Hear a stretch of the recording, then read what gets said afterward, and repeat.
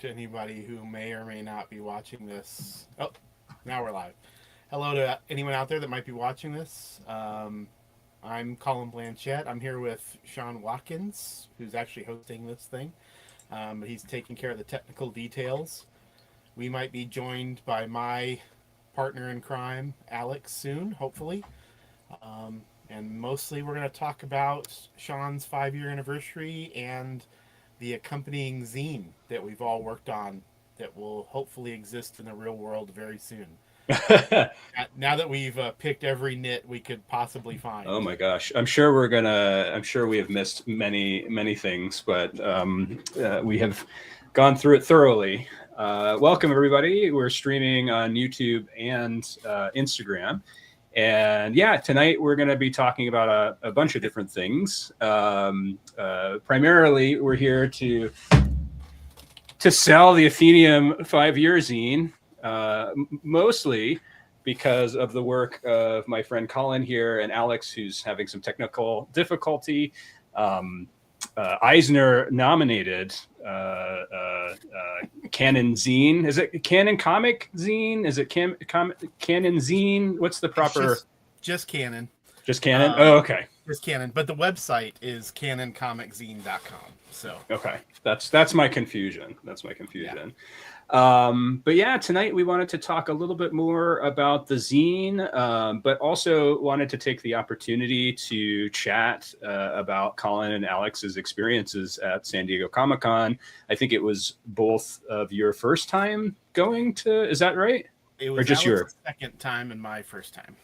So that's exciting, especially to be attending the Eisners and to be nominated for one. It's kind of from what I understand, it's kind of a big deal. Guess it depends on who you talk to.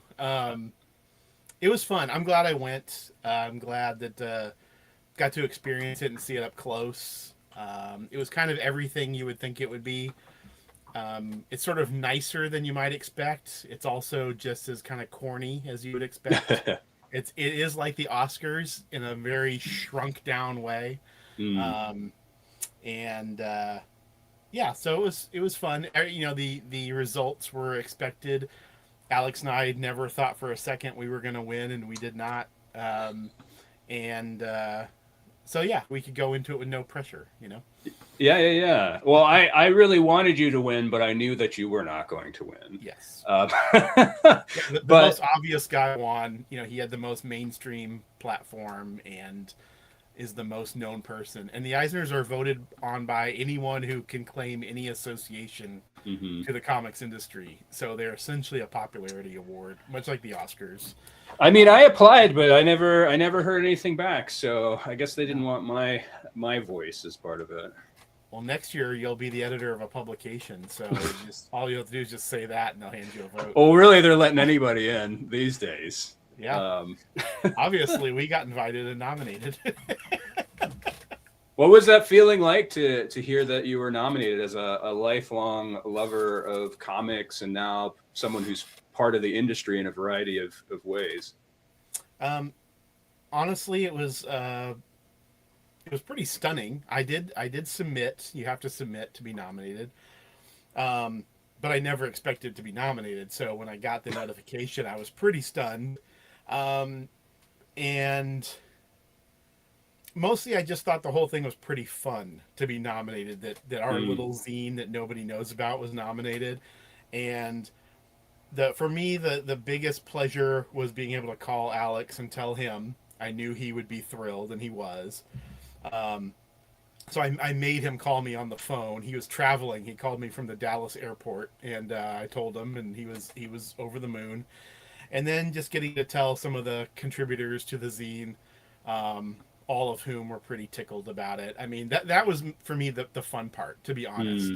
Was just I don't know. It was just kind of a funny thing. And then I work at Fantagraphics, so people in the office noticing was I didn't tell anybody. I didn't tell one person there. Of course. So it sort of spread through, and people would say, "Hey, congratulations!" You know. So that was kind of nice. It was kind of cool when Gary Groff's like, "Hey, I just voted for you." You know. So so that part was pretty fun. Eric Reynolds was traveling. I think he was in Europe at the time, but I got an email and he told me that was his favorite part of the Eisner nominations was that we got nominated. So like I said, that whole experience was pretty fun. The actual going part was all right. The difference between Colin and myself is Colin didn't tell anybody. He texted me. I remember you texting me. You're one of the only people I told ahead of time. Yeah. I would have been screaming it to the world. There's not a single person on earth that wouldn't have known that I was nominated for a fucking Eisner. Come on, dude. I said it on social media and stuff. I didn't hide it once it was official. But I did. I kept it pretty close to the vest.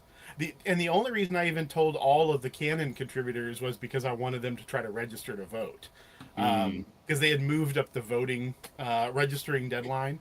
If they hadn't done that, I wouldn't have even told those people. I would have just kept it to myself until it was official.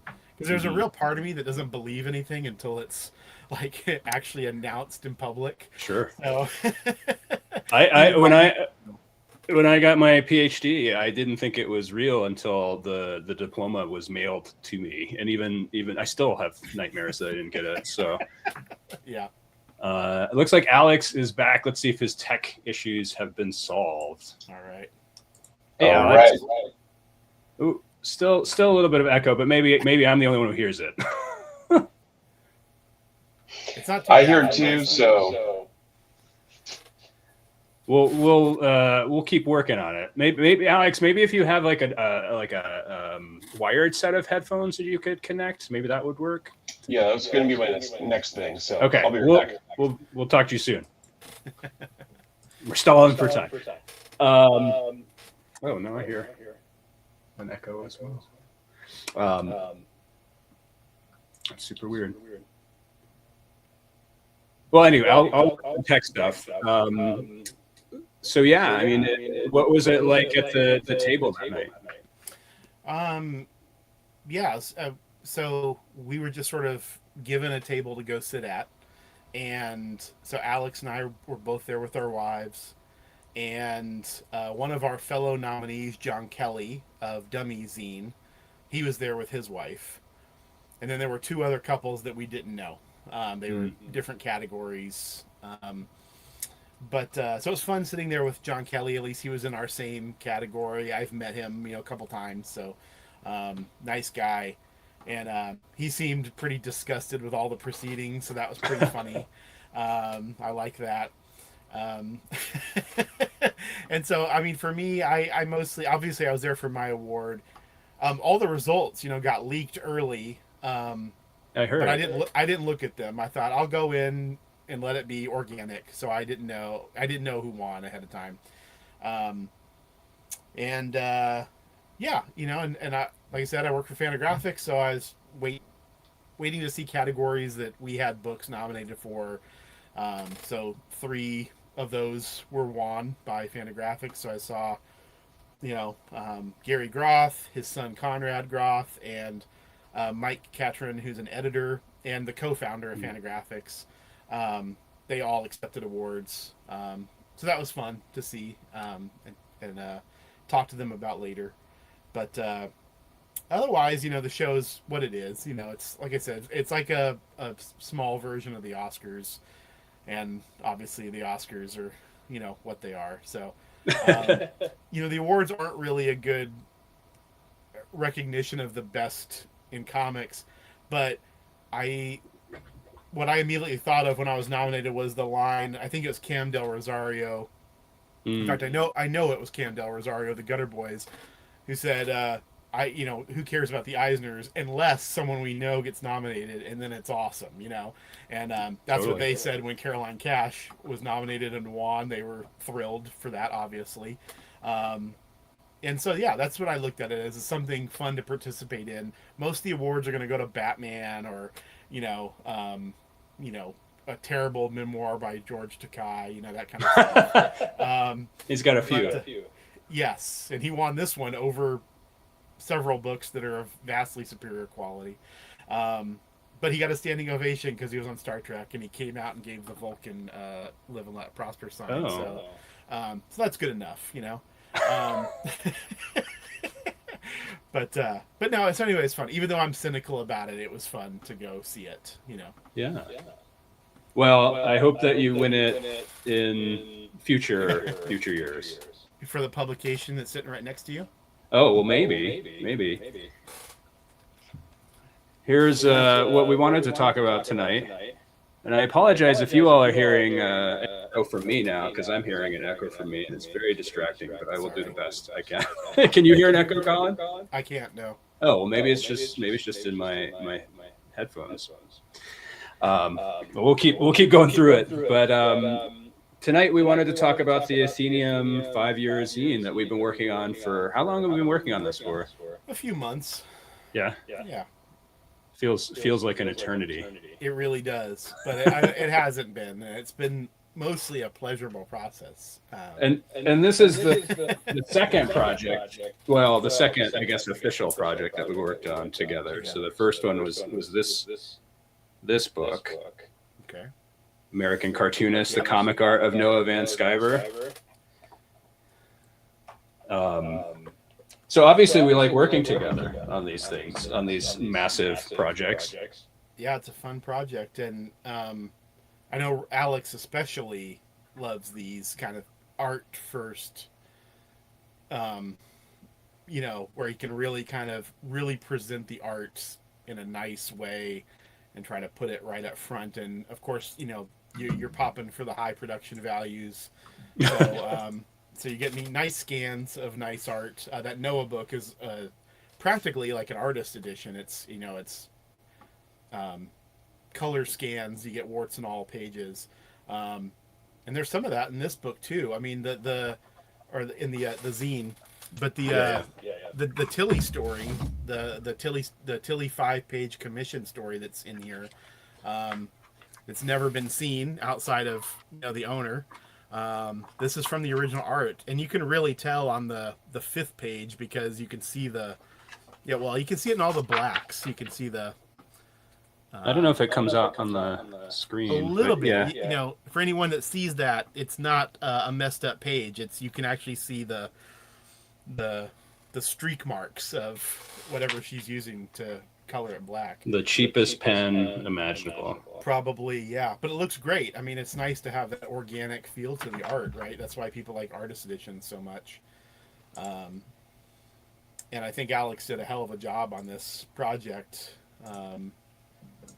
And of course, lots of gorgeous art from all your artists. Some real knockout pieces. One of your Discord members, Nathan, he had a question, and he submitted some questions to you maybe for this thing, but he said, if you could somehow take one piece of original art featured in the zine and add it to your personal collection, which one would you take and why? I have my answer, which I'll give to you, and then I'd love to know what you think, Sean. You have access to all this fucking art. But for me, it's what opens up the book, which is the Tom Manning 3 pieces in a row, pencils, inks, and then the final version. A real stunner Athena piece. There's the first phase, the pencils, then the inks, and then the kind of glossy, cleaned up version. I love that we included the inks. Me too. Yeah, I love it. Tom, I don't know if you saw this. He mentioned on Instagram he loved how it. Maybe he and I were messaging, but he loved how that was presented. You had showed it in a video, just flipping through, and he loved it. And I just raved about that piece to him. I thought, you know, obviously I'm a Tom Manning appreciator, but I mean, I think that's a knockout piece you have a bunch of great Athenas, and that's another great one. So yeah, well, I thought, you know, it's kind of in the spirit of what Athenaeum is, which is highlighting folks that may be not as well known. You know, Tom, who we both adore, has a number of books, but isn't quite as well known as some of the other folks. And so being able to put his art at the forefront of the book is really meaningful, I think. Yeah. In terms of, oh, go ahead. Sorry, just real fast. I interviewed him for the first issue of Canon, which was a really big deal to me because he was a guy you and I had talked about his books and liking him, but I knew nothing about the guy, and so it's been nice to kind of get to know him a little bit over the years and have interactions, and then he signed up with you, and I know he some of the art he sold has gone to people I know that you sell to, and it's just sort of, and now he's part of like the Power Pulp distribution group, and it's been nice to see. He's been on some podcasts lately. It's great that he's getting more attention, even if it's just in bits and pieces. He's such a talented cartoonist.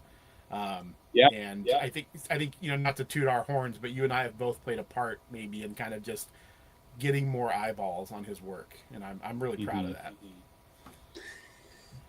Yeah, I think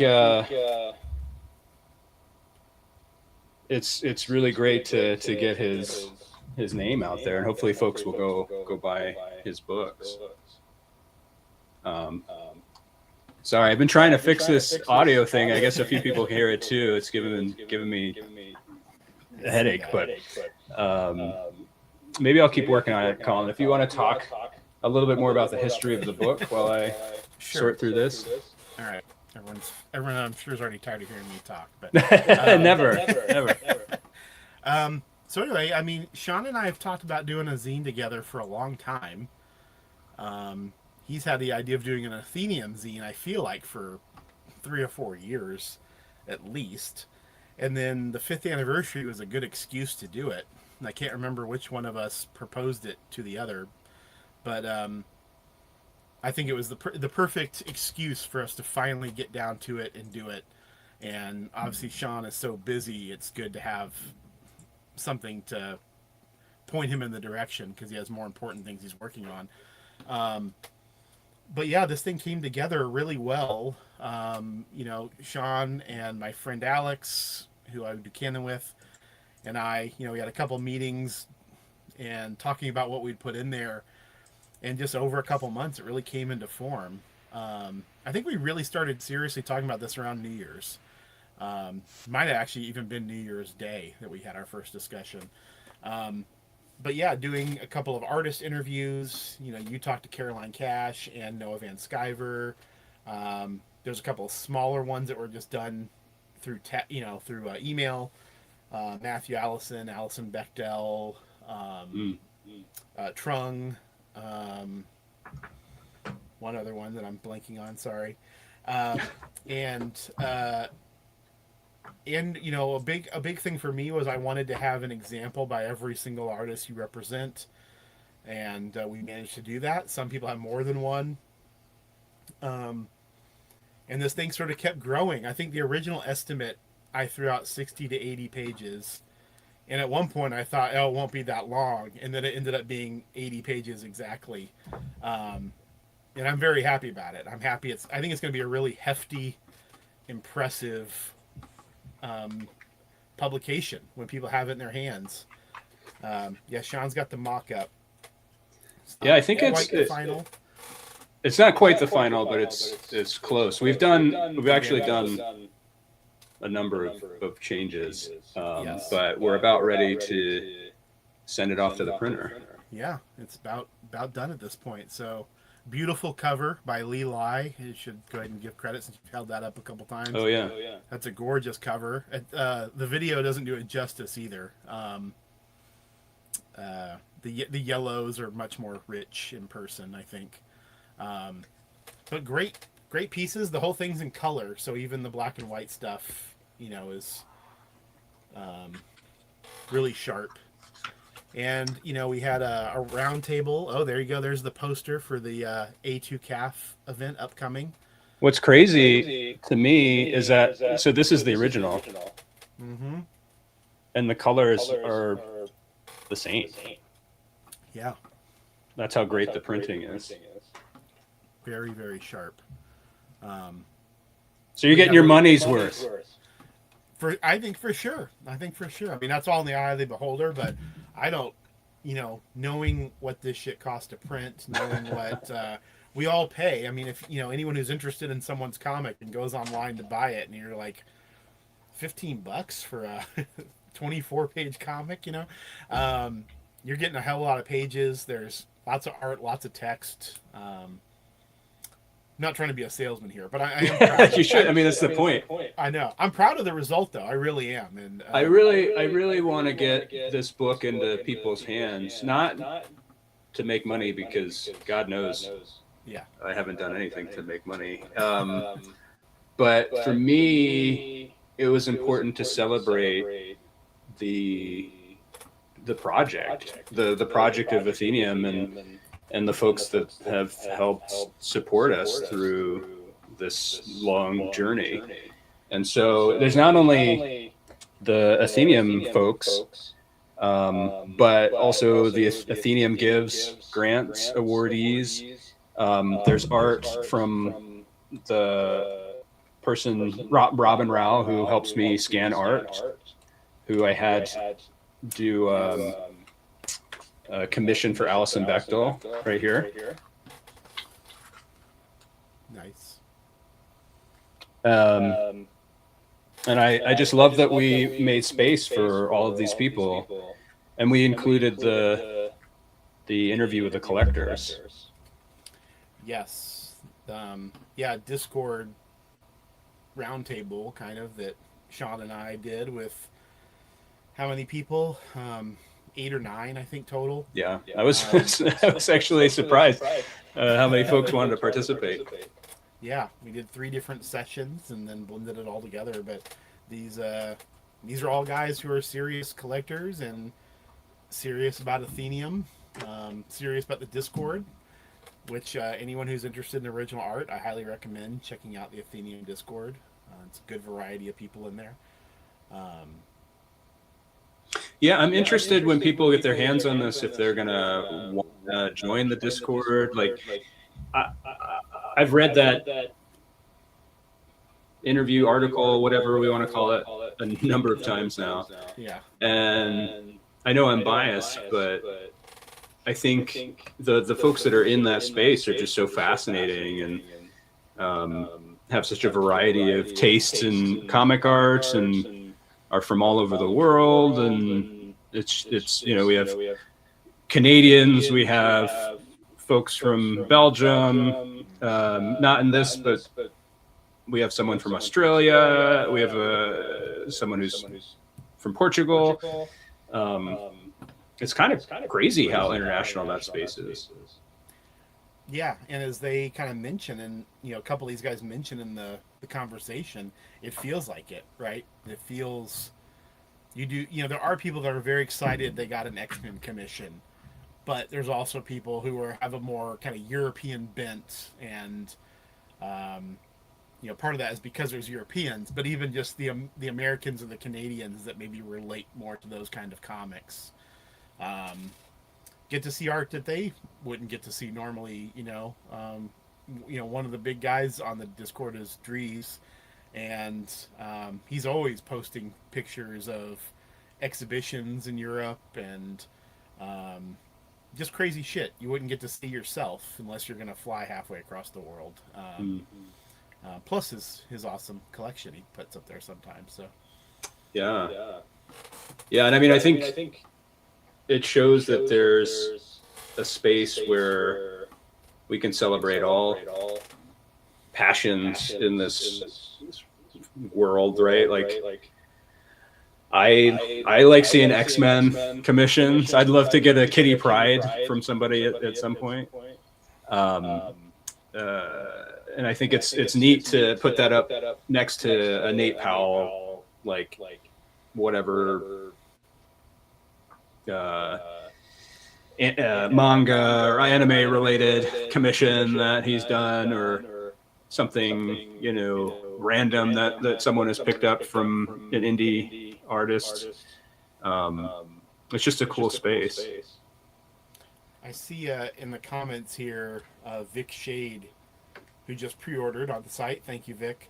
Oh, nice. Thank you. It says it looks great. When's it coming out? Hopefully, Sean and Alex will get that sorted out. This probably, well, I got to check in with Alex, but Yeah. the latest probably mid next week we'll get the order in. Yeah. And then, I mean, they're pretty fast.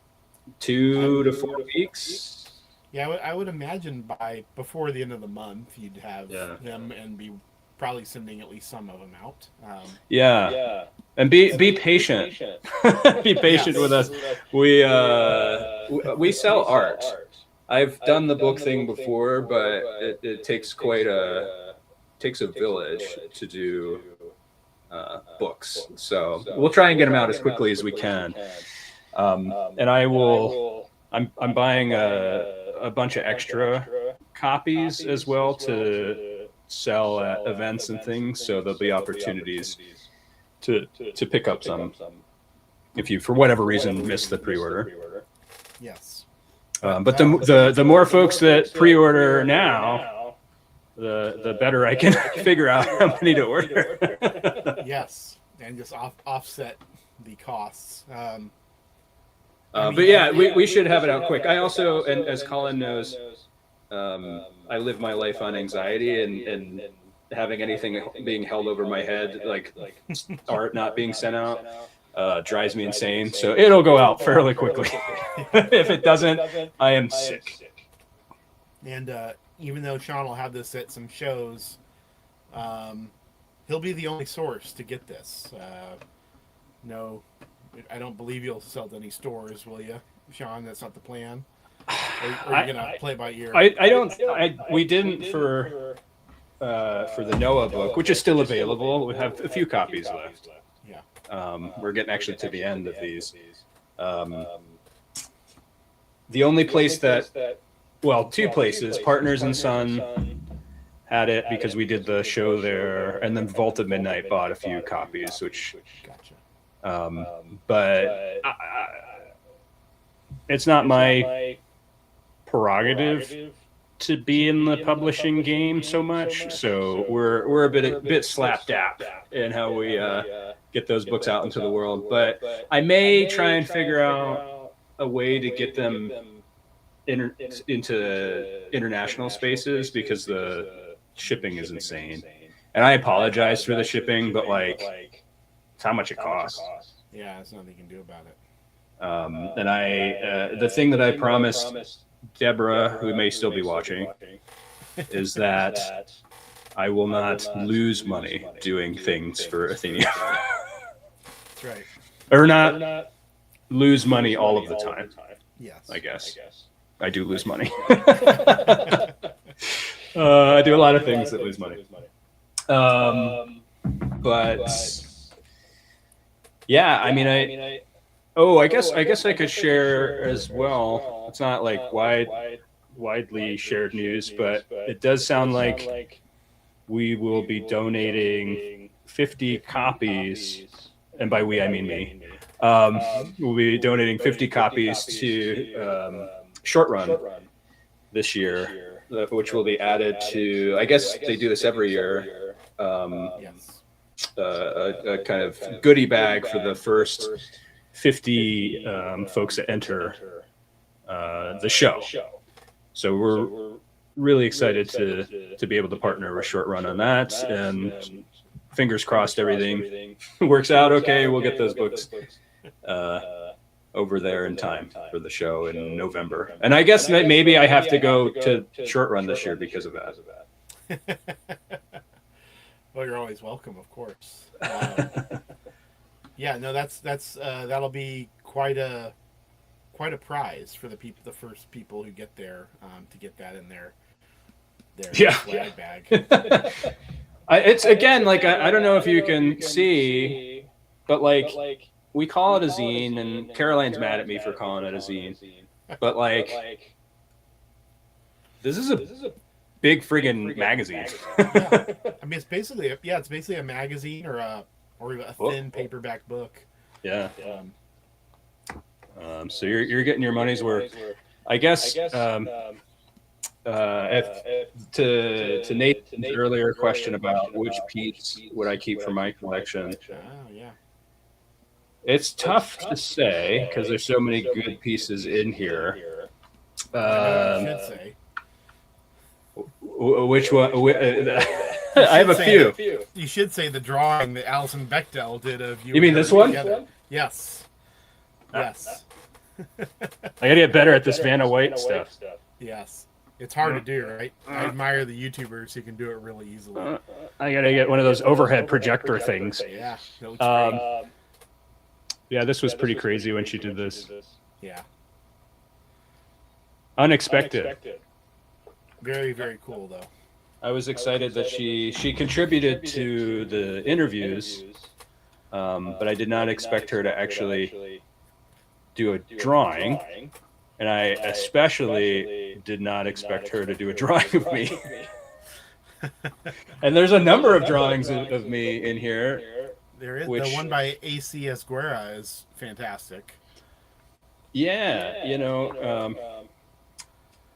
let's see. It's this way in the book. Yeah, it's great. That Sean there in the That's middle with me. the paint can, yeah. And the Green Lantern shirt, which was delightful. I saw the image, but I don't know if I didn't open it for a little bit, and so I didn't realize that I'm in the middle. This is really, the whole thing is just to celebrate me, and it's just all about me. So it makes me not so secretly happy. And the other one, but I actually sold this one, but the Aunt Fritzy Caroline Cash page would be nice to have. Yeah, it's sharp. But I took the money instead. Yeah, that's smart. And yes, there is an echo. Can't do anything about it, apparently. Sorry. Alex infected me with the echo. I've tried to fix it, but it's not fixing. I think I'd have to turn off the... He's in the comments here. Yes. Alex, feel free to jump in. But yeah, I apologize for the echo. I think it's a StreamYard deal. It wasn't like this when we started, so I don't know what's going on. But I'm trying to talk slow and not as annoying. But you may be annoyed just by hearing my voice in general. So let's see. Yeah, we have like some cool posters from Athenaeum events in here. The gallery show we did at Vault recently. And then maybe, Colin, you can talk a little bit about, if I can find it. Oh, it's not in this version. Oh, the Noah poster. Steve Arnold poster, yeah. Yeah. I was really glad that you caught that. Just for selfish reasons, because I was involved in that. When we did the Noah Van Sciver art book, we did a launch at Partners and Son in Philadelphia, and I did a little talk with Noah, and yeah, Steve Arnold drew the poster for that event, which I contacted, or I sent him a message on Instagram asking about buying it. Never heard back. So don't know. I assume he just never saw it or didn't care. It's in my basement, so in my portfolio. Okay.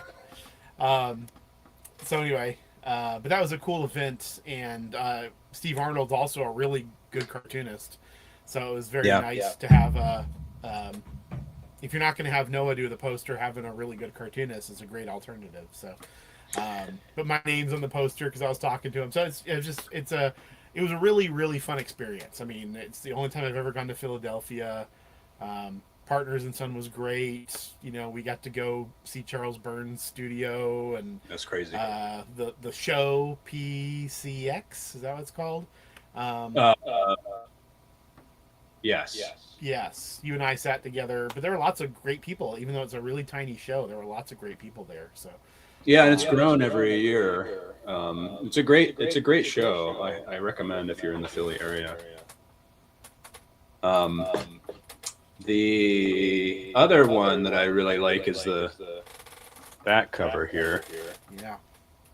And as you're listening, all thousands of people that are watching live and being annoyed by an echo, you should consider pre-ordering the zine. And all of the proceeds are going to go to Athenaeum Gives grants. So your purchase will be going to a good cause. And Athenaeum Gives, for those of you who don't know, is a $1,500 grant that we give to emerging cartoonists. We've given many of them. It's like I think we're on our 13th or 14th award at this point. They're all listed in the zine, actually, with some statements from a few of the winners. But some really good cartoonists. Some who have, I don't know. I feel like, several of those people will be doing great work for a long time. And including Stephen Pelnat, an artist that Sean introduced me to. There's the Athenaeum Gives.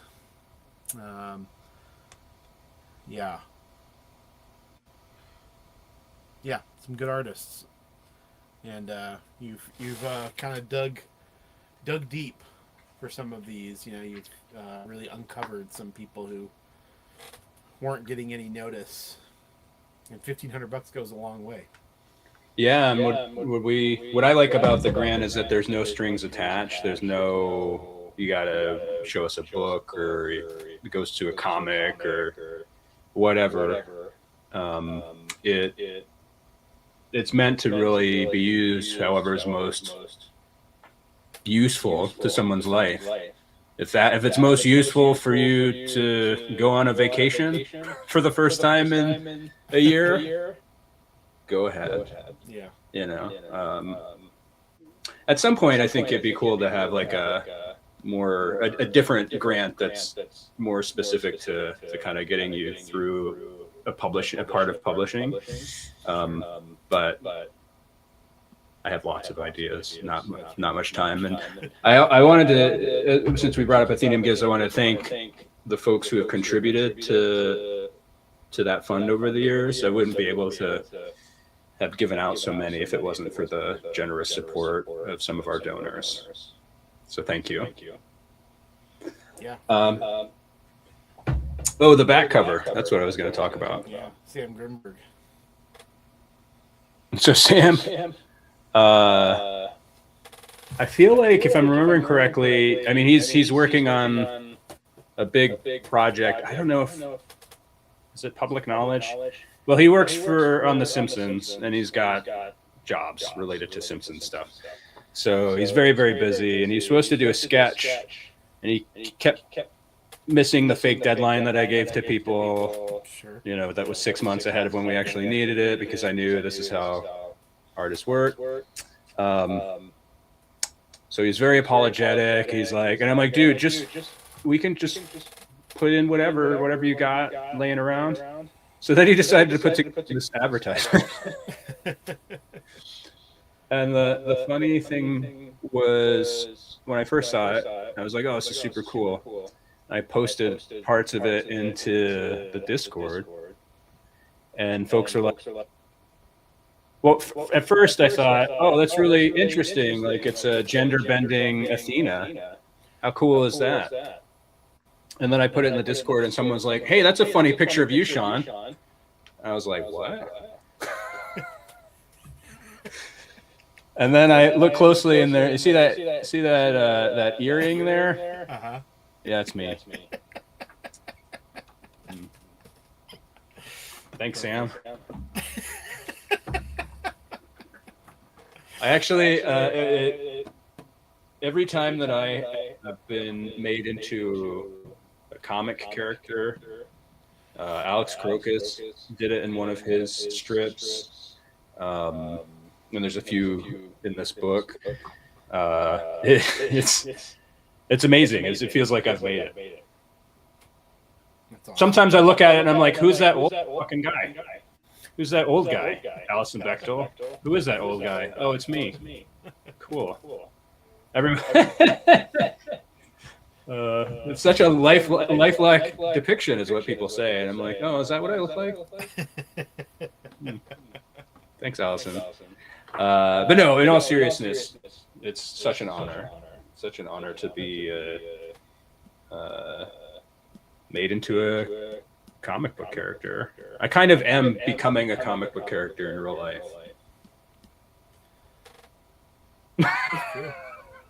Colin's like, yeah. Well, I mean, that's one of the perks, right, of being associated with all those artists, is that eventually they're going to feel compelled to draw you at some point, drop you into. I don't know, man. It's been 5 years, and not many people have. So yeah, but it's taken a quantum leap forward with this zine, so you just have to give people tens of thousands of dollars. You'll show up in Nancy soon.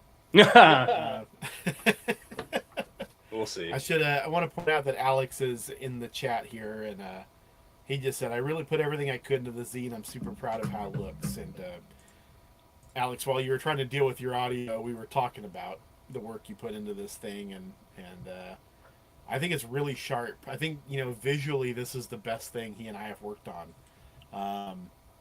I mean, the Noah book's pretty sharp looking too. Yeah. So I don't want to take away from that. But which is also available if you want to buy some of the last copies. Yes. And if you like Noah Van Sciver in any capacity, I think you will enjoy this book. If you like comic book art, if you like indie comics, I think this isn't just a book. I mean, it is a book celebrating Noah's art and career, but it's another love letter to indie comics, to these folks that don't get enough recognition. Agreed. And there's, there are a lot of art books out there devoted to cartoonists, but not really. When you think about how many cartoonists there are and that have made comics, there aren't that many that have a whole book devoted to them. And we really tried to go all out on this one. Here's another comment from Vic Shade again. Noah book is well worth it. Thank you for grabbing that, Vic. Appreciate it.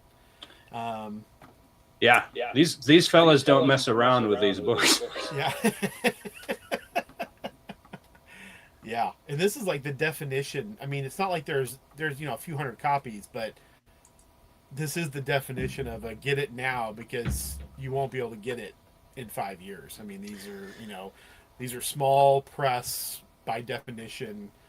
Sean is not a publisher. He wisely doesn't want to be a publisher. This is something he's doing for the love of the game here, so and I get it. That's why we do Canon too. I don't have 1,000 copies of Canon sitting in my closet. Like, I print some, and now we have it on print on demand on our website, but it's not meant to be something that it's meant to get to the people who want it. That's who we want to get it. It's not meant to find a wide audience, and we're not Wizard. Not that I wouldn't take their bank account, but I loved Wizard when I was a kid. I love that. I was part of the era that everyone was like, Wizard went downhill. Like, that's when it was childish, and it's awesome. Why? Let me do this, Colin, in my echoey voice. We do these small print runs. The Noah book is only available physically. We've been talking about perhaps making a digital option. I mean, of course, there's the sort of demand side of things. Yeah, of course. But I think there's more to it than just that in terms of our thinking around these publications. I know you touched on it, but I wonder if there's, if you want to expand on sort of what this is. On what is? Well, just this idea of it being like an artifact or a sort of a rare thing that, and maybe you said it already, it goes to the people that really want it. We aren't producing, may get our costs down to produce a shit ton of them. Yeah. But there's something about that kind of returning to the true kind of zine, fanzine, you know, roots of we have a little bit more technology. We're not using Xerox machines and stapling them by hand, but it's kind of interesting, right? Like the production value has increased, but we're we're like, who cares about making money? Yeah. Well, I mean, like, so for you, you sell art. That's how you're making the money, right? Obviously, you have a day job, but I mean, like, for the art business, you're selling art. That's what your focus is. So when you do something extra, you're doing it because you want to do it. When Alex and I are making zines or whatever else we're doing, it's because we want to do it. That's what we want to do, and being in print is really important. There was a period we were a few issues in, and I was gonna have to pay for some print run or something, and I was thinking every problem I have would be solved if we just had a digital magazine. If all we did was make a PDF, we could just give it away to anybody who wanted it. Yeah. But that's not what Alex and I want to make. That's not what all the contributors want to see their stuff in print, right? They want to see their name in print. That's where you get the thrill of holding something in your hand.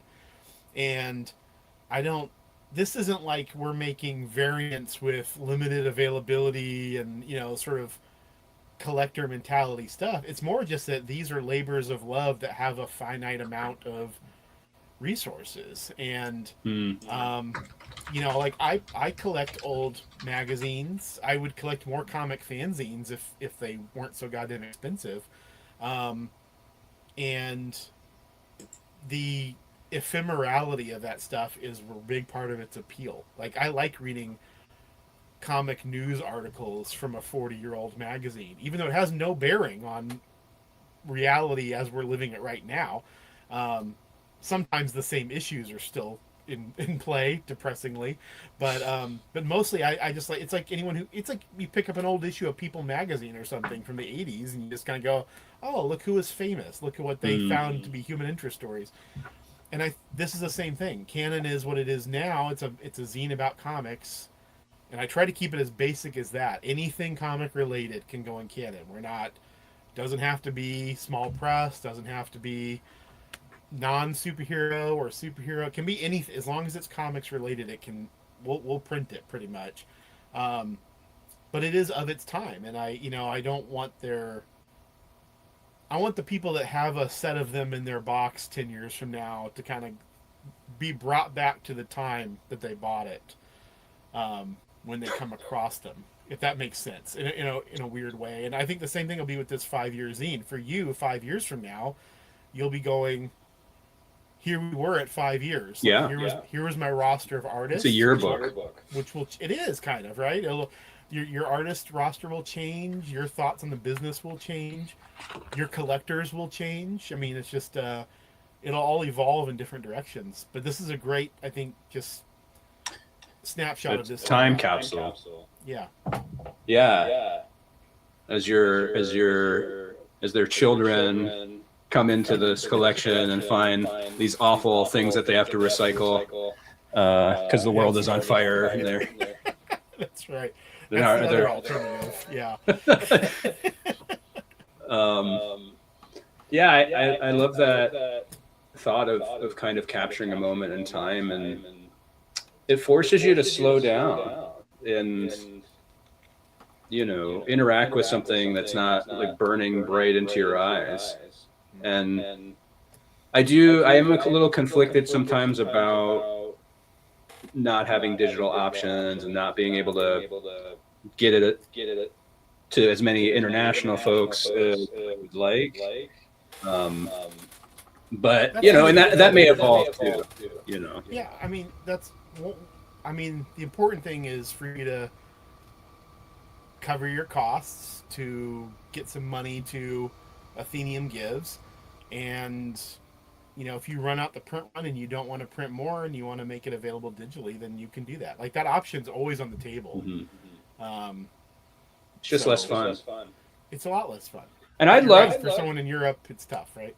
Yeah. Well, and I'm bringing some copies over for some folks in a few weeks.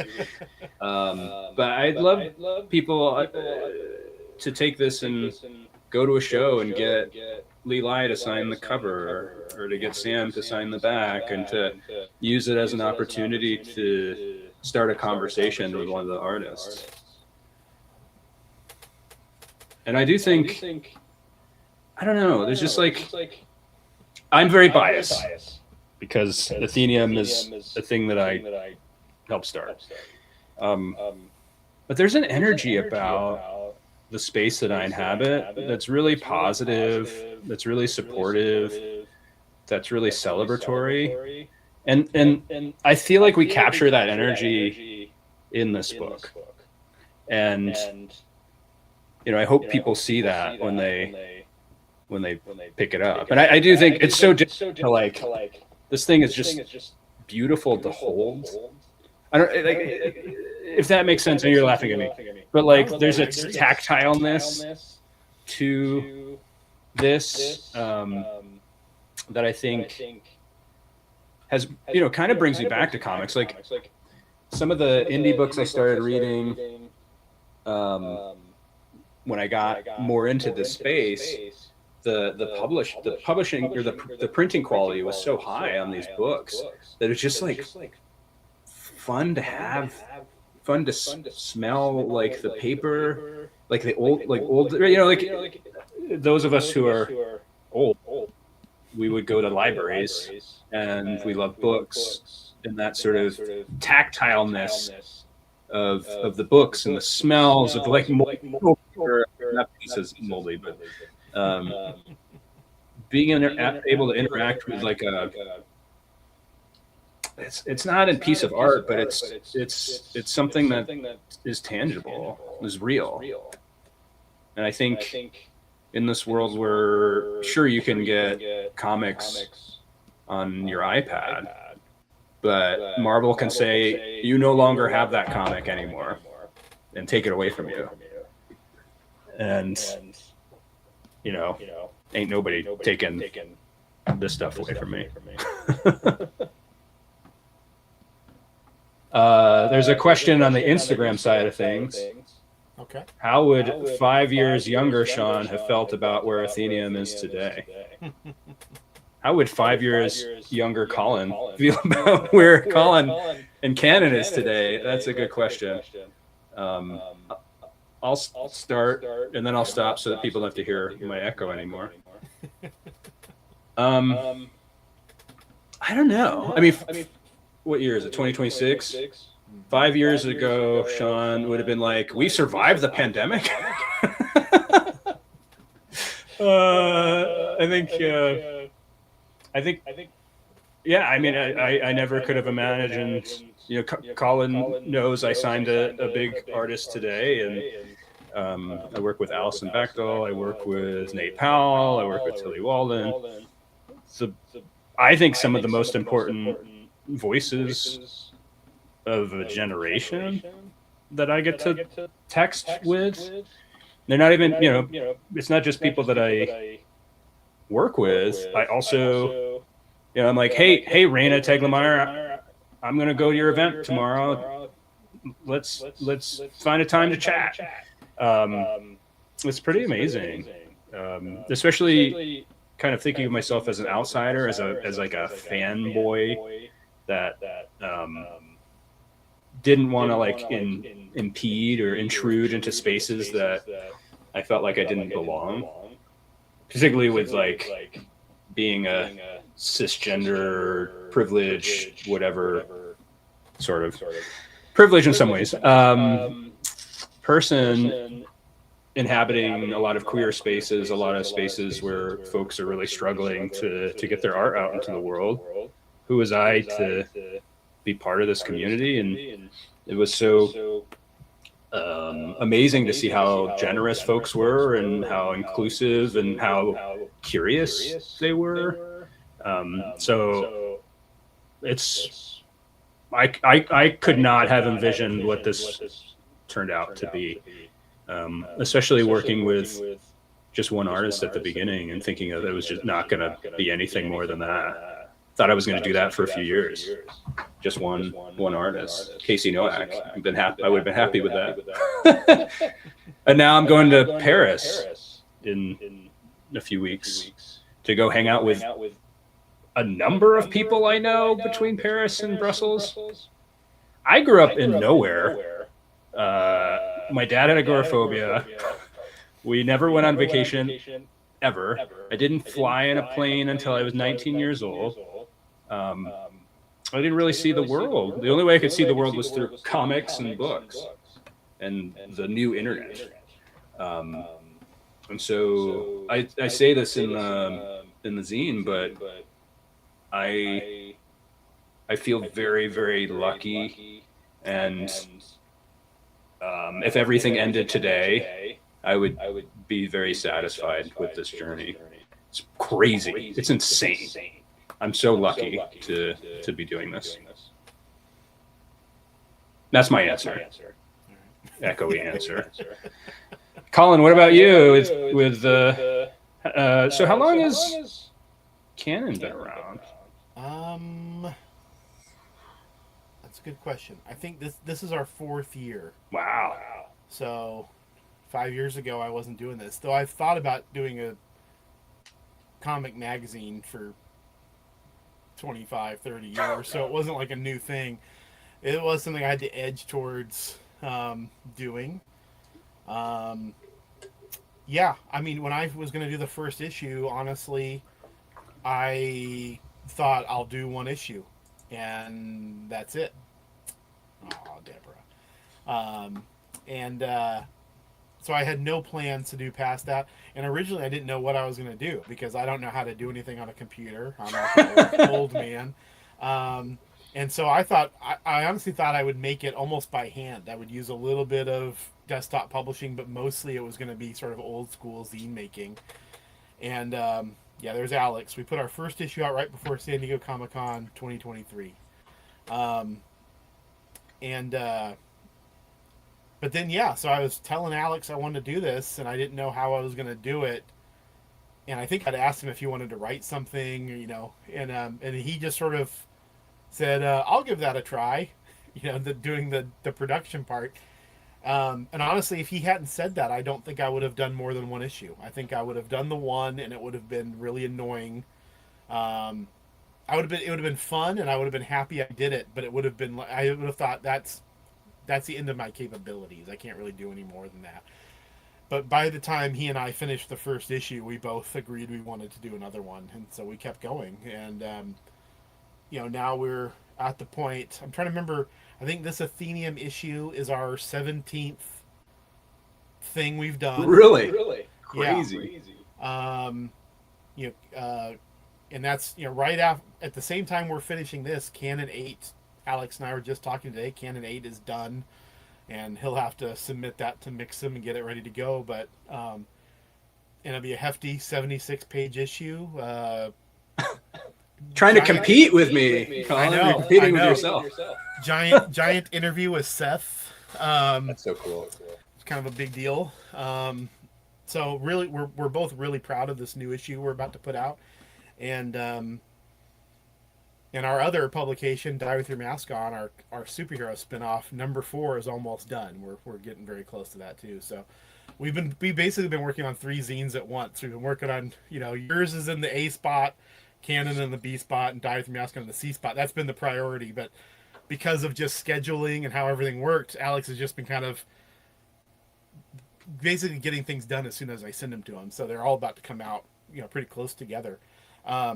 But to answer the question, I'm very surprised we've done all this. You know, within a month or two, we'll have like 19 different things we've put out, including a book. Thanks to you, we're still very proud of that.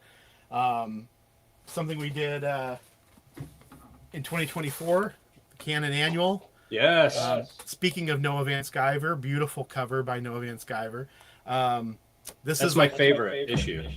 Me too. This is my favorite thing we've worked on, mostly because I I sweated over this thing big time, and Alex did a bang up job. And this was out of print for a while because of the difficulties of small printing, right? But now it's on our website and you can just go order a copy. No, so we've done some things I'm proud of. And I think even though we're proudly an amateur publication, I don't, ever try to tell anyone that we're the #1 publication about comics. We're not, but I think we're contributing. I think we give voice to a few contributors who would not write about comics if they weren't in Canon. They just happen to be people I met on Twitter in the good old days, and a few other people that have just reached out and said, hey, can I write something? And so it's been a nice little community that way, which is another, to come back to you, community is a watchword for you, and something you talked about with this zine a lot as being kind of the theme of the Athenaeum zine. I'm for me, community kind of makes me roll my eyes a little bit. But I'll tell you, one of my favorite things about doing Canon is the community of the writers that have participated. And just getting to know some of these people and having met now a few in person, even though we're from all over the place. We range from Miami to Winnipeg to San Diego to Texas. Alex and I are the only ones here locally. So, awesome. Very cool. Thank you for buying some. So anyway, I'm stunned. I'm here. I was DMing you when you were still brand new. You had just gotten Tilly. So you were on your way, but you and I have sort of grown together. Obviously, you've been a little faster and a little more remunerative in your growth, but the different. But I feel like we're going. I feel like we're cohorts in a way. Like we're going in the same direction. And so it's fun. It's fun to run into Chris Anthony Diaz, a guy that we both know.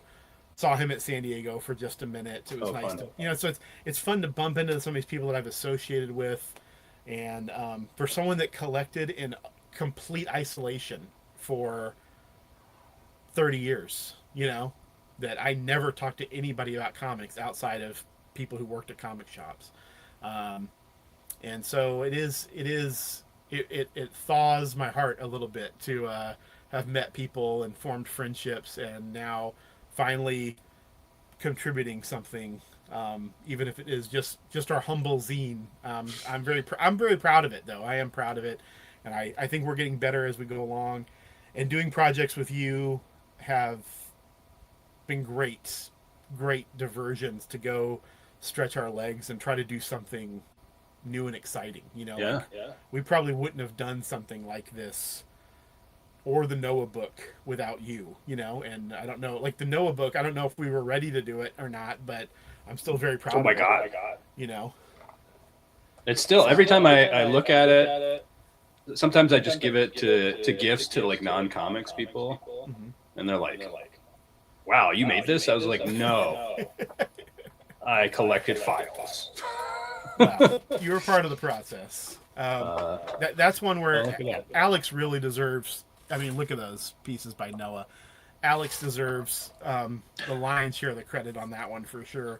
And I mean, honestly, on this Athenaeum zine too, even though you and I were kind of sweating all the talking to people and the text parts. That's the easy stuff. Yeah, that's exactly. He's the one who really made the visuals sing. And I love that all this art is presented as beautifully as it is, And I'm glad you brought up Alex, and I'm sorry that he should just jump in because we could echo together. But I think he's the real glue, the real magic in these books. And to your point, I mean, like, remember, Colin, I was trying to bug you to do this before you started Canon. You were like, "Oh, I want to do my own thing." Like, yeah. God damn it! I don't want to have to do this myself, and I didn't. But for someone like Alex who's taught himself how to do this is better than a lot of the stuff. I mean, honestly, like I go, like I'll see like Mad Magazine or whatever, Cracked, whatever the still you see it in the grocery store, and it doesn't look like what I remember it looking like when I was a kid. Yeah. This would sit next to it, and I would much rather pick up this than that, you know. And so we owe Alex a lot, and his curiosity and sort of willingness to experiment. I can't speak to Alex's perfectionism, but I'm much more of a like, well, that's fine. Yeah, that looks good enough. Print. Send it to print. Yeah, it's funny. He's much more particular when it comes to the production values than I am, and then I'm much more persnickety about turns of phrase and things like that. There's a couple of comments from Jeremy here, who you've met at Heroes Con, and Jeremy's a friend of mine and contributor to Canon and whatnot. Yeah, I mean, Alex's design has just gotten better and better. Really remarkable. I mean, that in what did he say? 2023. So really, just over 3 years. We're just now in our fourth year, just starting our fourth year. Alex has progressed so far in terms of the design, and we've learned a lot doing this stuff. You know, like. And I think it shows. Like you said, the Athenaeum zine, you were thinking, I don't want to do this by myself. Well, it's good. We went off and learned how to do shit.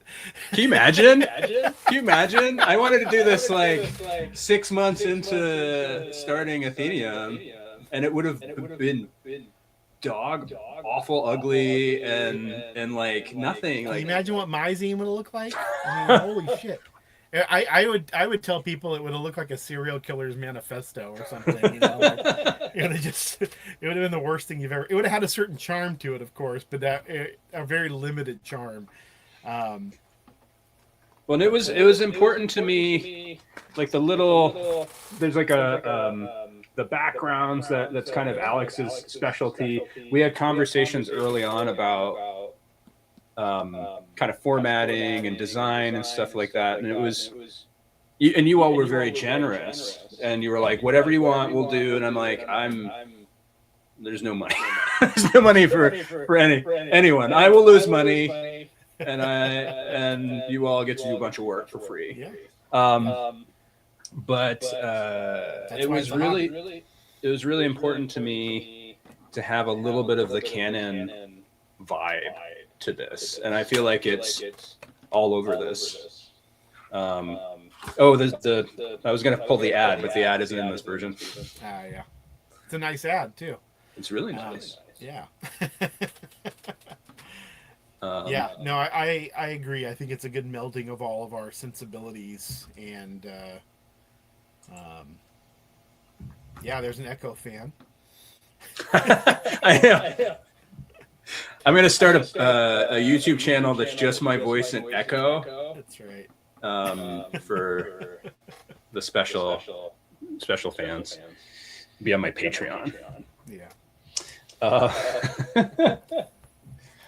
Well, and as we continue the conversation, just a reminder that the last day to pre-order will be on Monday at the end of the day. So if you are waiting to order, you should put it in so that I know how many copies to get. And we mentioned earlier, those of you who are joining, 50 of the copies are being donated to Short Run. So you could just go to Seattle. You'd have to be one of the first 50 people in line, though. Get in line. That might not be worth it. As I was thinking about like whether or not to do it, I was like, those 50 people are pretty intense. that line starts real early. I know we always when I go up, typically I go with Colin, and we just kind of like go in whenever, because we're the cool kids. But so it makes me happy to know that those hardcore Seattle comic lovers are gonna get this book for free. Quite a value. Did you all watch QVC when you were kids? Yeah, I used to love. There's this guy who did all the Looney Tune, like 2 hour episodes, and you could get like a cookie jar of like I don't know, Tasmanian Devil. I used to wear a lot of Tasmanian Devil wear when I was a kid, but QVC reminds me of whenever I'm hawking stuff. Think of QVC. We don't have we're not selling like ninja swords or anything, unfortunately. Is there any questions? We have some that we can talk about quick, and we can wrap this up soon. People can stop listening to this awful sound. I got a question for you. It's from Nathan again, one of your Discord guys. But he was kind enough to send a few along, so we should get at least one or two more of these. Obviously, a lot of people had a lot of nice things to say about Athenaeum. What's the compliment that touched you the most, made you feel like you reached some of the aspirations set out for yourself when starting Athenaeum? Is there one that jumps out to you? That's a good question. I was thinking about it. It was we were doing this project because I sat in some of these interviews and stuff where it was like, tell me about your experience with Sean and Athenaeum, and I had to, I'm not. It's as sort of a stereotypical guy who's emotionally stunted. It's difficult for me to take compliments. I don't know what to do with that energy. Love is not something I'm accustomed to. I guess I get a lot of it. I just don't know what to do with it. So it's been interesting to sit through all that. But actually, the compliment, or kind of compliment that I got for the zine stuff is actually from Felix Liu. That I printed on like the big 11 by 17 paper. It's painter's taped on the wall outside of my office. So every time I leave my office, I see it. And it was kind of early-ish on, maybe a couple years in, when Felix had joined the Discord, and we were all like in a tizzy because Felix Liu had joined our Discord. And for those of you who don't know, Felix is a big art rep who is very successful and kindly shared a lot of his knowledge about the original art world through his podcast. And so when he joined the Discord, he kind of like lurked for a while. But I saved what he said. I'll just read some of it. Because I think someone was like, Felix should give some advice to Sean. He said, "No advice except to confirm that yes, this can be a really nutty hobby, especially on the more traditional mainstream side. I have pointed several more mainstream artists your way because I think you're doing a great job." There's more, but I'll leave it there. And I was like, Felix Liu thinks that I'm doing a good job. He's very kind, somewhat scary. And now we've become friends, I guess. I guess we've hung out in real life. I've gone to the Bay Area and spent time with him. We often are too busy. It used to be he was really busy, and now I'm really busy, so that's fun. But that was a really meaningful. I mean, to think that like the biggest art rep, like in the world, was sending people my way, pretty crazy. Especially, he has very high standards about how people should comport themselves in this.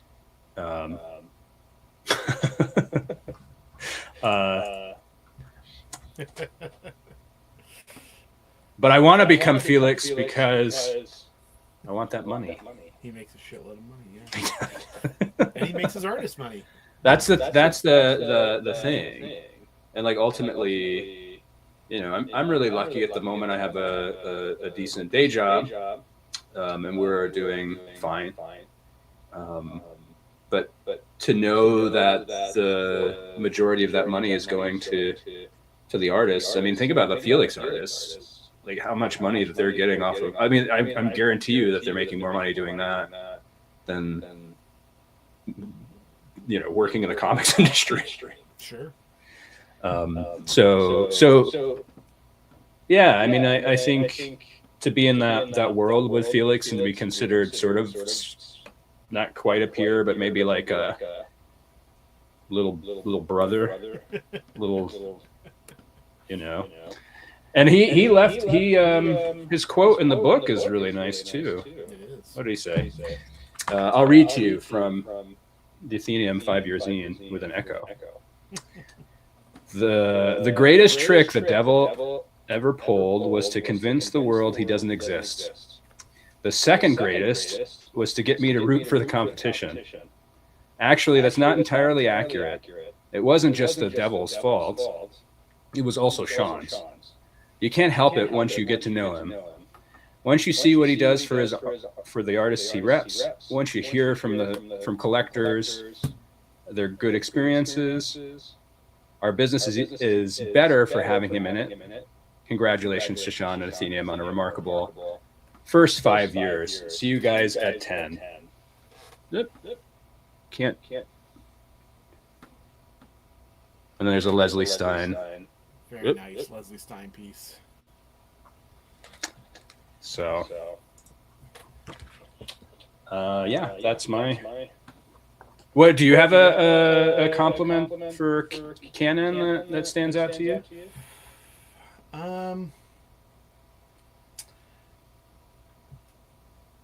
Maybe Colin shuts down. Colin doesn't like human beings, so he doesn't allow them to talk to him. And people have said nice things. Obviously, some of the feedback I got on the Canon annual I held up earlier. This guy, Such a great order. I got some pretty good feedback from some of the guys I talked to for this thing. A couple of the older critics from the Journal who I interviewed, and Eric Reynolds was very kind to me. Gary Groff was nice enough to talk to me. Eric and I had a nice conversation about this after he read it. He was very happy with it. He was a little trepidatious about me doing it, because he thought doing a zine about a zine seems like kind of a dumb idea. It's the best idea. The dumbest ideas are the best ideas. But the original, the issue this is based on or is responding to is the Comics Journal number 210, where they did a top 100 best comics of the century. And that issue was edited by Tom Spurgeon, who is known to most people as the guy who did Comics Reporter, a much missed website. And Mr. Spurgeon passed away, I believe, in 2019. He was a guy I never met, even though I was in the room with him a couple times, and I really regret not going up to him and telling him how much I enjoyed his work, especially since he used to always recommend you do that. He recommended write the people you like, send them a message, go up to them and shake their hand and say you like their work, that kind of stuff. And so I didn't follow his advice with him, which bums me out. But Tom Spurgeon and Eric Reynolds were great friends. They worked on the Journal together. Tom Spurgeon was the editor and Eric was the news editor. And they were just friends in real life from then on. And so Eric had told me he was a little, he wasn't quite sure how he felt about somebody writing about Tom's work. He's very protective of him as his friend. And he told me that he thought it was well done and, properly reverential without being fawning, but I'd given it the proper amount of respect and attention. And that was probably the kindest compliment I ever got. One, that he took the time to read the whole thing, and that two, he took the time. He emailed me and told me some of this stuff, but then he actually had a face-to-face conversation with me, and that really meant a lot, honestly, since he's a guy I talked to as well for the issue. But I'd say that really stands out to me as a moment where I thought, man, I was really proud of the publication when Alex and I made it. And it's something I had been obsessed with for a long time. And so to finally do it and to finally release it and actually put it out, not just keep working on it and keep adding to it, but to have somebody actually say you did a good job on this, it's interesting, and could have been better. I mean, that's for sure. Everything can be better, and there are things afterwards I thought, I could have done this differently and that differently, but you know, you should do a return to it in 10 years. I might actually at some point if poor Alex would probably, I don't know if he'd want to revisit it or not, but we both poured a lot of work into it, and Alex put up with me with quite a bit because I was very exacting about it because I had been thinking about it for so long. But much like in the Athenaeum zine, how we got every artist represented, I did the same thing in this and asked Alex to make sure that every title in the top 100 had a representation visually in this. And he did it. He made it work, which was a small miracle to try to figure that out. That every page has, some piece of art from one of the top 100. So much work. So much work. But anyway, that comment from Eric's probably the number one. Austin English of Domino Books. He may say this to everyone, I don't know, but he's told me several times that Canon is his favorite publication about comics. Wow. And I don't think he says that to anyone else. Yeah. And he's a co-editor of the print Comics Journal, which I'm sure he's exempting because the journal's on another level for me. But yeah, he's been very nice several times, and Alex and I got to meet him in person at Short Run a couple years ago, and he was very gracious, very cool to meet him. But he's been supportive. He basically will take anything we make and sells it on his site. And that's awesome. He and I have very different views about comics, but I respect his views, and hopefully he respects mine. And like I said, he's been very, very complimentary about Canon, and he's put his money where his mouth is. He's actually carried the product. So I'd say those are the ones that stand out to me. Didn't I may be confusing zines, but didn't Seth write you a letter in relation to? Yeah, Seth wrote me a letter about this. Which I actually have framed up on the wall here. It actually has a little drawing at the bottom of him reading the issue. Oh, cool.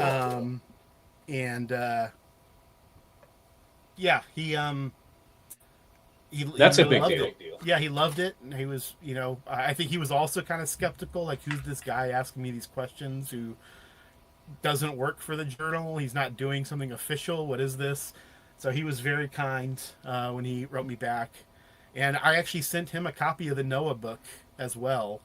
And he wrote a very nice, might have been in that letter. I can't remember if it was in that letter or if it was in an email, but he wrote back saying that Noah was his favorite cartoonist. Oh, really? From Noah's generation, Oh. And I from the years 2003 to 2008. That's right. When things fall off a cliff, he's my favorite. No, but he's an admirer of Noah's work, and I sent that to Noah, and Noah was very happy to hear that. Wow, Seth might know what Athenaeum kind of is. He might. Well, I think we should send him this one when it's done too. Sure. But yeah, no, you're right. The Seth letter was a pretty big fucking thing because I didn't expect it. Right, I sent him a copy because he was kind enough to answer questions. So just the fact that he took the time to write something he typed it on a typewriter. That was really special. Oh yeah. Gosh.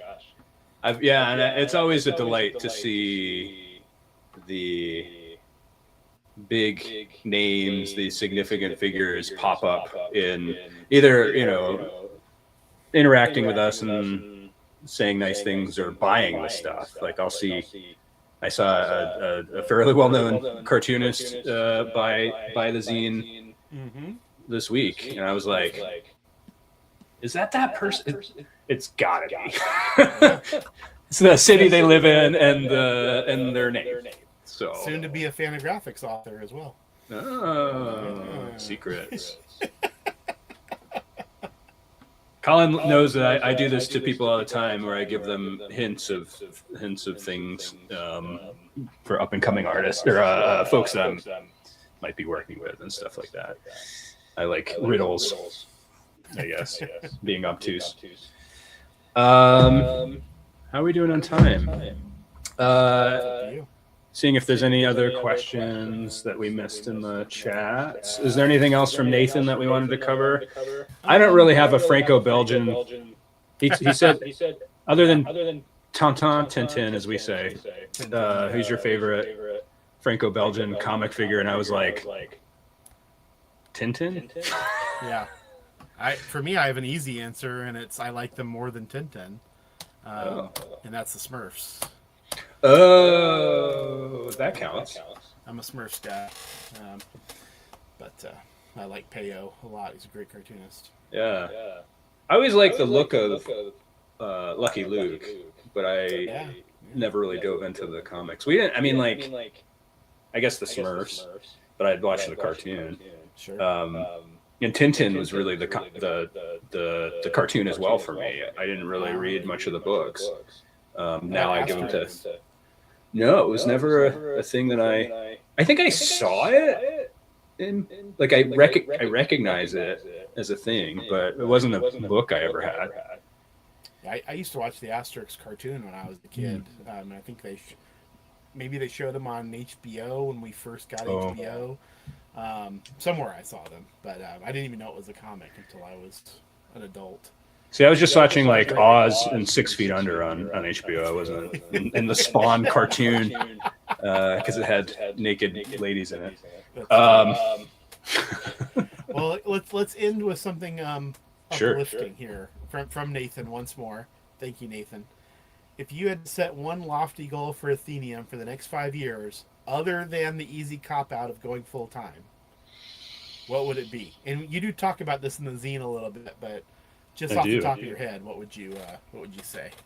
Well, on the zine, for a preview, I talk a little bit about becoming more international.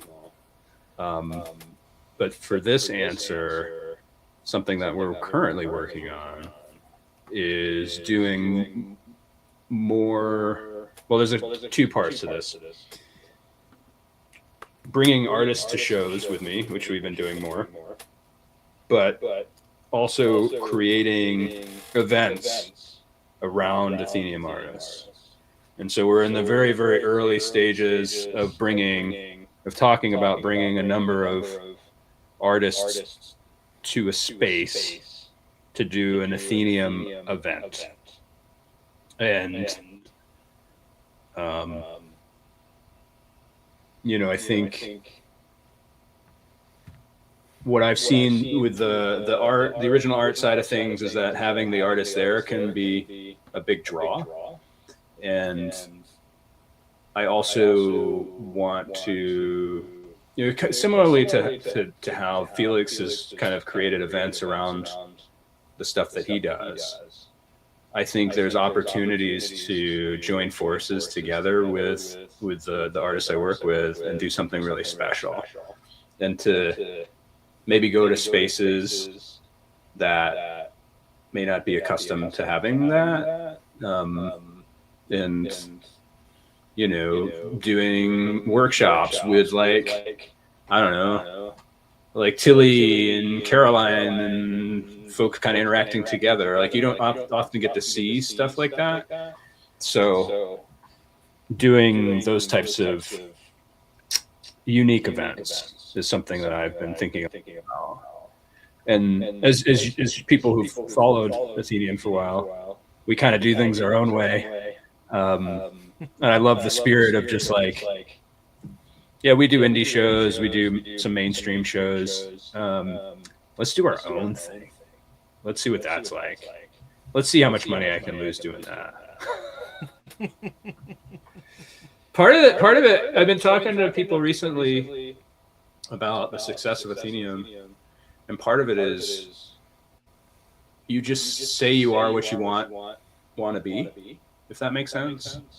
I got a lot of attention because I just started going to a lot of indie shows, and I would post pictures of me at indie shows, and I would get opportunities to my in-laws would take me, us on an international trip, and I do a bunch of comic stuff, and I just call it an Athenaeum trip.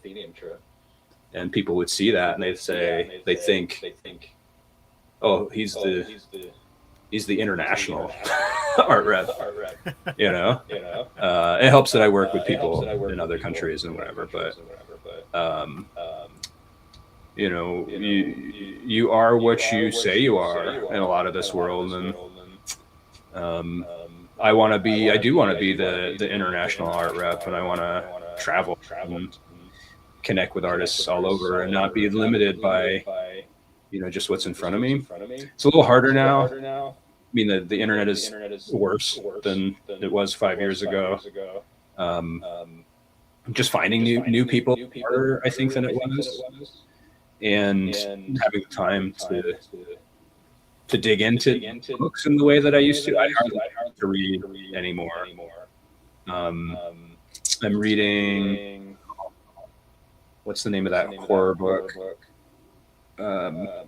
It's really popular. I'm blanking on it right now. It's Beneath the Trees. Beneath the Trees, yeah. And it's really exciting for me, because I'm like, ooh, this is the type of book that I used to like to read.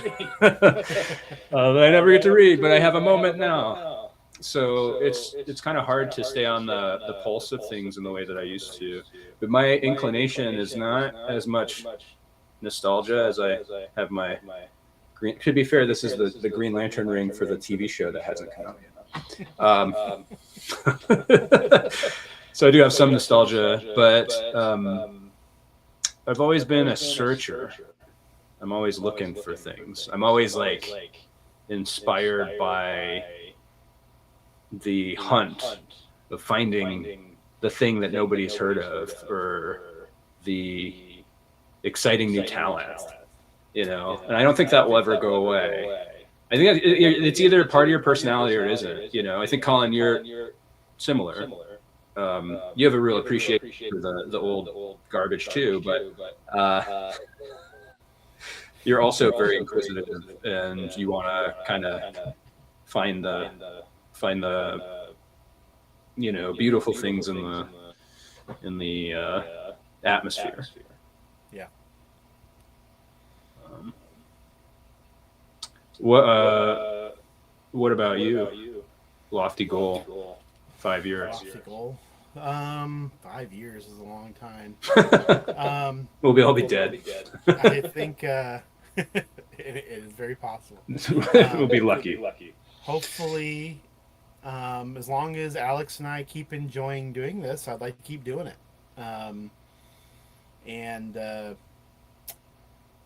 You know, at this point, you know, I hope he feels the same way. I guess I'll just assume it is, since he's not here to shout me down. You know, it's been a fruitful partnership, and really rewarding for me to work with someone like him. He's so easy to work with. Such a nice guy, so enthusiastic about everything. Even when I know I'm being a drag, he's still very agreeable. There he is. He's here for the ride.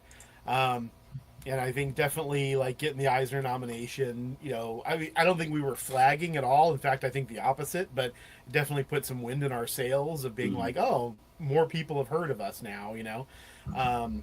So yeah, for me, like, I have, you know, some books I would like to maybe work on. And we'll see if those end up happening. But I think, you know, we published our first comic recently. You know, I don't think we're going to do tons of that, but I would like to do sort of... It's a good comic. Thank you. It's also called Athena. I know. It's like, just to confuse Athena's things Keep. More. Athena's Keep. Just to confuse everybody even more. Here, I'll grab one and show it off. I was like, it's really on brand. Yeah. It's by a guy named David Enos. He's on Instagram. Available at canonzine.bigcartel.com. Not our website, just the Big Cartel store. Mm-hmm. And the reason is because I wanted it to be printed in a very specific way. And so we were best able to do that by working with a local printer. It's got nice cover stock and whatever else. But I imagine once we sell out of the print run, I've already had to reprint it once, but once we sell out, I probably will make it available on Mixam with the artist's blessing, and it will just be available on our website after that. But this sort of more deluxe edition, I want to I wanted to make it. I wanted to impress the artist. I wanted us to all be very happy with this publication, and we are. Um, and so yeah, doing stuff. You know, we're talking about doing a couple more things with him. He has a couple of older comics and presenting them in a nicer format, kind of maybe a little bigger, maybe better scans. And then another artist who I won't say publicly, but an artist that Sean will be aware of from our old days on Twitter. Talking to him about doing an art book. So yeah, so that's just little things like that. Like I said, I don't really want to become a publisher, but doing little projects one thing at a time, just to make sure that they're economically viable to kind of, you know, do them at a small scale. I mean, I would love for like David Enos to get picked up by a real publisher. Like I would have no jealousy of any kind if some real publisher snatched him up, because that's the goal. It's like, you know, it's the goal for me for guys that I taught, you know, like interviewing Tom Manning or another one of your artists, John Allen, the guy that we're both fans of. I just like these guys to get attention. It doesn't have to be from me, you know. I'm happy for them to get attention anywhere they get it. So, yeah, I don't know. More zines, maybe some books, maybe some art objects of some kind. You know, so we'll see. I'd like to do things like prints, maybe with the right artists. You know, something kind of limited, and just try to make nice ones. And it's not like you said with this publishing stuff. I'm not really money motivated. I don't expect to make money. I just want to not lose my shirt. You know. So, but I'd like to work with people that I really like, and I like their work, and make some nice objects in the world, and honestly just contribute something. I one of my great regrets in life is that I didn't blog or write about comics somewhere 30 years. You know, I know that sounds ridiculous, but like a lot of the writers that people know about comics started off as bloggers or just contributing to the Journal or some other magazine. And just getting in your reps, you know, and I didn't do that. So I was busy working, and I didn't prioritize it. And so I'd like to get better at writing, and I'd like to get better at interviewing and editing, and just kind of make some cool shit. And yeah, it's been great so far, but we can be better, and I would like to be better, you know. I think you make some cool shit now. And I mean, you made this, which is available still. Our Noah Van Sciver, our love letter to Noah Van Sciver. Yes. Who's also a headliner at A2CAF this year in Ann Arbor, Michigan. Anybody could go to A2CAF should. We didn't talk about that show on this stream, but I went to the first one, and great show. It's a small show, but it's a great show. High quality. Still amazed at the quality of the cartoonists that were there in the first year in a small space. You had some really good names there. Yeah. I might be working with one of them soon. Here's that tease. Yeah, that tease. I did want to say, just a plug for Athena's Keep, not just because it's, and I don't want to connect it with my daughter. No, not at all. Not at all. But I knew if Colin was involved, Colin and Alex were involved with something that would be great, but I really enjoyed it. It has a sort of vibe about it that's exciting. It's but it's also a story, which I appreciate. Just trying to do something, and I think the art is really beautiful in it, and it's kind of unique and very it's got like a 60s vibe about it that I really dig. Yeah. There's going to be in the next Canon, there's a nice interview with him, which I did before we published Athena's Keep. That's how long we work on these things. I interviewed him before we even talked about doing this together. I actually contacted him because of the interview. I just wrote him and said, hey, can we put something out, you know? But yeah, thank you for saying that. And I agree. I think he has an interesting offbeat sensibility. He's not like anybody else. And speaking of big names, like, one of the first orders I got for that comic was from Simon Hanselman. Um, uh, Sammy Harcum shows up in his comments, as an appreciator. Um, so I mean, there are people that have noticed him, and he's very excited and humbled by that as well. But I think he's an interesting artist. He's not the kind of artist who's ever going to become a big hit or anything, but I think he is a guy who could become a cartoonist. What's a big hit in this world, honestly? That's true. That's very true. You have sold 500 copies of your book. You are the king of indie comics. Well, we should plug a few things before we leave. Not that we haven't already. We've been doing? I don't know, man. They say I'm good at selling things. So I want to plug first A2 Calf on October 3rd here in Ann Arbor, Michigan. It's our 4th. You can see the posters, the old posters up there. But this... Katie Skelly has a new Katie book Skelly. out. Yeah. She's Really making excited. the rounds, and she'll be at A2 Calf. Yeah. Noah Van Sciver, who we've been talking a lot about tonight, and Nate Powell are the 3 headliners. But we also have some really interesting folks come in. Jeremy Bastian will be tabling again, and a few other folks. I probably shouldn't talk about them because I don't know who's confirmed, but there were some exciting names and other Athenaeum folks that should be there this year too. Yeah. And Noah will have a new. I don't know if his new book will be out by then, but it's very close. His new. Well, you would know, novel, right? Yeah, his new graphic novel, The Mess, is on its way. So. And here's the. I'll have copies. Can you tell which is the original and which is the? That's the original. Nate Powell's originals are crazy, and you can see how the art is bending because there's so much ink on it. So much ink. This is actually not so bad. Normally his pages are, you're gonna have to like put a book on them to get them flat. But I think this is just gorgeous. Yeah, and he has his own. He has Diana, his new book. Is one of the comics on the bottom, or the books on the bottom.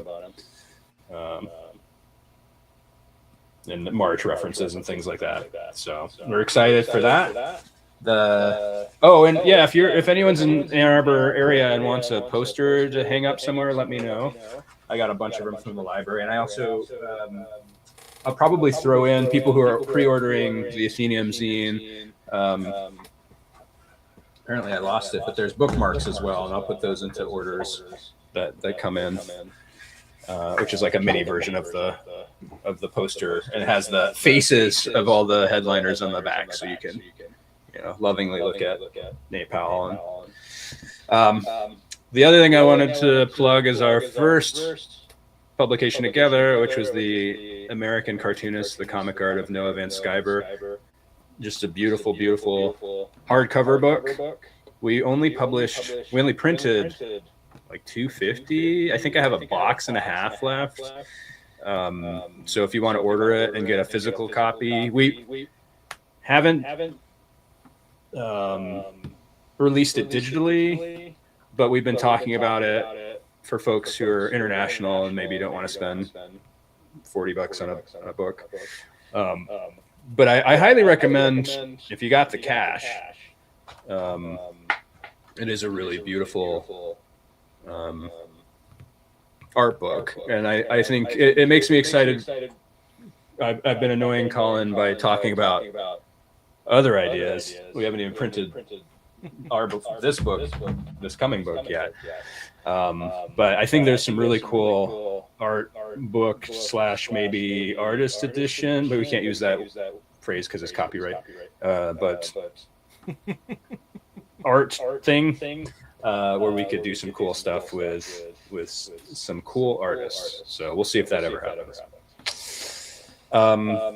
And then finally, the reason that we're having this conversation with my beautiful Echo is the Athenaeum comic scene 5-year zine. I've seen some orders come in, so thank you so much.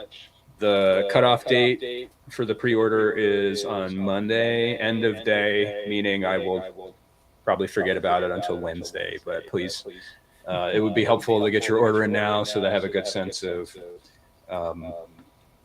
who's picking them up and how many to order. As you know, putting in a larger order helps us greatly in terms of getting prices down. So it's great to have a good sense. I have a feeling that these books will sell really well in person too.